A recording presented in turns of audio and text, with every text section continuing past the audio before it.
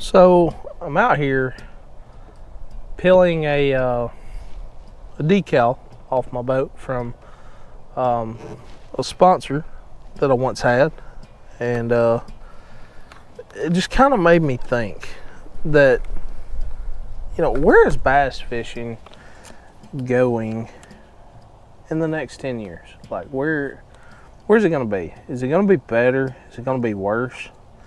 And I've been around the block for just a little bit. I mean, I haven't been into necessarily the fishing industry, but since like 2019. So I took a little break, come back, all that stuff.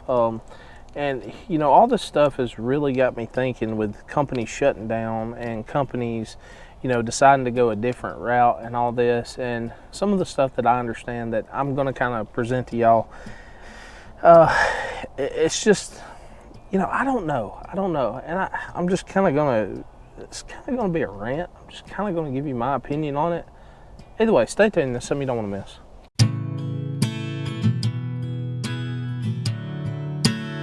So y'all know the deal. Do all the cool kid stuff. Make sure to hit that thumbs up button, hit that subscribe button. It's a great way to help support the channel. Comment if you have any questions, anything you want to add, or you just want to talk fishing. I love hearing from you guys. So I've kind of been in and out of the fishing industry since like 2019. Fished tons of tournaments in 2019, 2020. That was pretty much all that I did. I mean, that was what I did full time. So I was kind of in this before COVID, and then during COVID, and now after COVID, and I'm kind of seeing the effects before, mid, and after, and I kind of just want to share that with you guys. One of the things that I did notice, like before COVID, was a lot of bigger companies that you know from the fishing industry. It's kind of like they were easier to get a hold of. They were easier to talk to and to get deals. And when I say deals, like sponsorships, whether that's smaller sponsorships, maybe some little promotional staff deal where you get some kind of discount, get your foot in the door, make some sales, and hopefully work your way up the ladder. It kind of seemed easier, and the company seemed to have a little bit more wiggle room. But one of the things that I noticed right then, especially jumping into the tournament game, because like my thought was when I jump into this tournament thing, I can make money just fishing all the time. And when you go from fishing like wildcat tournaments, which what I mean by wildcat tournaments is just little tournaments that they throw every weekend at your boat launch, and fishing, just super small events, and you do very, very well at it, you notice when you start jumping into these bigger events, you're not going to win near as many. Unless you're like a freaking nature, like Trey McKinney, Jacob Wheeler, Connell, somebody like that, you're just not going to win that many. And you notice pretty quick, even if you're staying in like a cut, like a top 40 or something like that, even doing that, it's very, very hard to make a living doing this stuff. These companies don't have the sponsor dollars to just sponsor everybody. So, not everybody's going to get it. It's kind of like the analogy that I've heard from Gerald Swindle before. You've got a lot of puppies in one bowl, and all these puppies are wanting to eat out of that one bowl. And, kind of like he said, whenever that bowl set down, he's going to do his best to get his. Then I kind of noticed as we went into COVID, things were kind of turned upside down. There was a particular company that I was working with at the time that had called me and was like, hey, are you still working with so-and-so? And I'm like, yes, I am. And I'm not going to mention any company's names because I don't want anybody to get upset about the company or anything like that. They just had to make a business decision on what they were going to do. And they're like, hey, man, they're cutting a lot of people. You may want to call and just check so you can get some stuff in order, because everybody was struggling. So I make a phone call and I'm like, hey, you know what, is everything good? I heard there's going to be some cuts in the company and stuff like that. They're like, yeah, we are making cuts, but you're good. Like you're good. So, you don't have to worry about it. 2 weeks later, I get an email, and yeah, they cut me. I completely understood where they were coming from. There was a lot of unknowns with all this stuff going on. So, it was just kind of like, whatever, I'll figure it out. That's just always kind of the person that I've been. It's just like, whatever, I'll figure this out. Well, there was a lot of things going on that I didn't know in the background with big, wealthy people that had nothing to do with the fishing industry buying a lot of these companies. And they were buying these companies simply because everybody was buying boats. Everybody was outside, because if they wasn't cooped inside 24/7, like playing video games or doing something like that, They were outdoors away from everybody else. So fishing and hunting and all that stuff really took off with a lot of people that it probably wouldn't have resonated without all this stuff happening. Or quality goods, and things really just kind of start spiraling for a lot of people. So you basically take away the part where you can't really make money fishing tournaments just on winnings, and you kind of have to have those sponsor deals. But now the sponsor deals are ripped away pretty much from a lot of people too. And when this happens, it hurts a lot of people in the fishing industry because it's already such a small industry. Now, fast forward past all this, from here we're kind of going to be talking about 2023 till today. One thing I noticed is the prices of everything has went up, from boats to tackle, rods, reels, everything. Everything, the prices has went up. Those sponsor deals are still not really there. The leading tournament organizations, the top two, I'm going to say Bass and MLF, they're not really making any headway when it comes to making sure their anglers are paid well, period. Just not necessarily in sponsor deals. You got to understand, these guys that are fishing these tournaments, they are their business, okay? They are customers to the tournament organizations, but they are separate entities on their own. They are their name is their business. They are the business. They don't have a product or anything like that. They are the product. They're the machine, they're the factory, they're everything. Saying all that kind of makes me lead into the future. Where is this going in the next 10 years?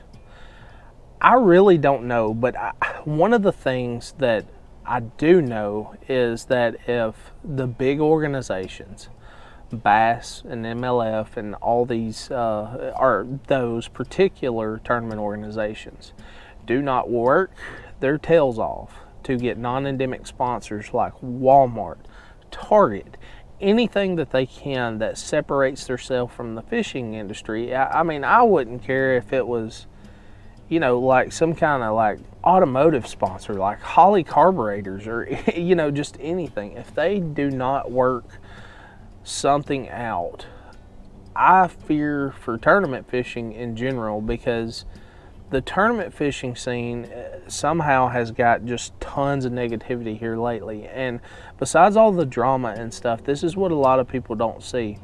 A lot of the stuff within, the elites, the opens, the MLFs, the BFLs, all this stuff, ABT, all of it.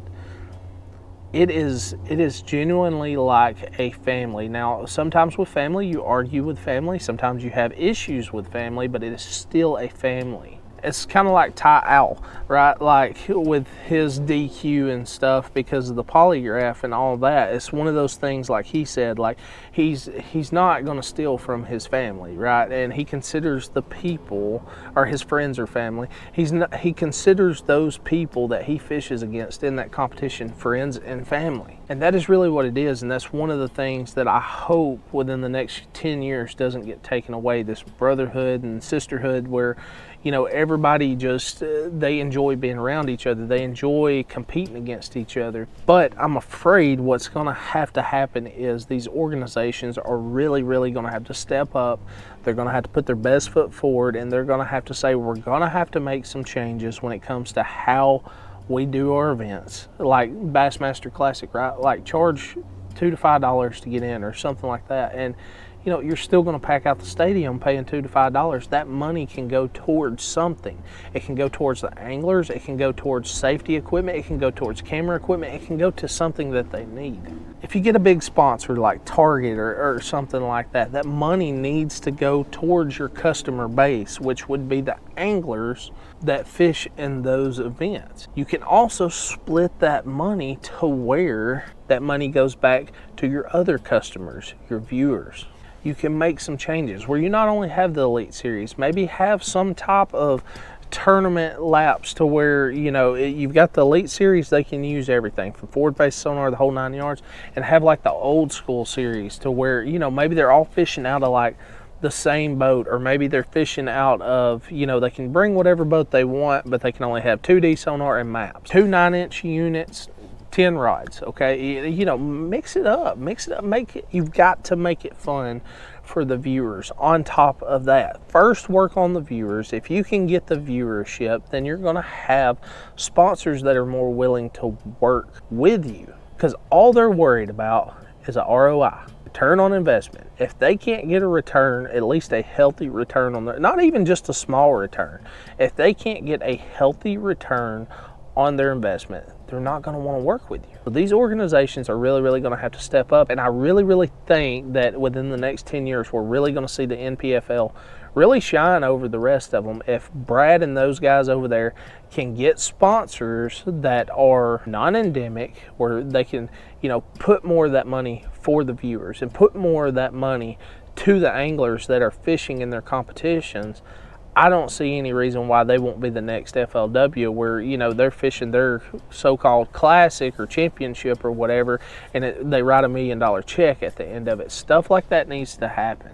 It needs to happen, and they need to run a tight ship. Everybody needs to be communicating, and it just seems like, I don't know, with all this drama and stuff going on, it's like everybody's just kind of scrambled around and don't know what to do. Sometimes you got to put your blinders on, separate yourself from everybody, and just go at it. Go at it and make those hard decisions. I'm not saying don't talk to your anglers that's not in the organization or that's in your organization or anything. I mean, talk to them and let them know what's going on and say, hey, this is the way we're going to be. This is the trajectory that we're looking for, and we would love for you to be a part of it and help us with that. And I guarantee 99% of those guys would. Talk to your viewers, be clear, be transparent with what's going on, and they'll understand. Either way, guys, that's my opinion. I'm very optimistic about the future, but I'm also kind of pessimistic and worried about, kind of like where it's going. I don't know. I'm just a normal guy that tries to give you guys content and help you catch more fish, but this stuff, it's very important to me because I've always loved watching bass. I've always loved watching MLF, and I've really thoroughly here lately enjoyed watching the NPFLs. So, just let me know what you think down in the comments. Do you think that it's, headed in the right direction? Is it headed in a rough direction? These guys need to step up. When I say guys and gals, I'm talking, the top guys in bass, the people who run it, the top people in MLF, Boyd and all them, or, even the NPFL. So, just let me know what you think down in the comment section below. I'll see you next time.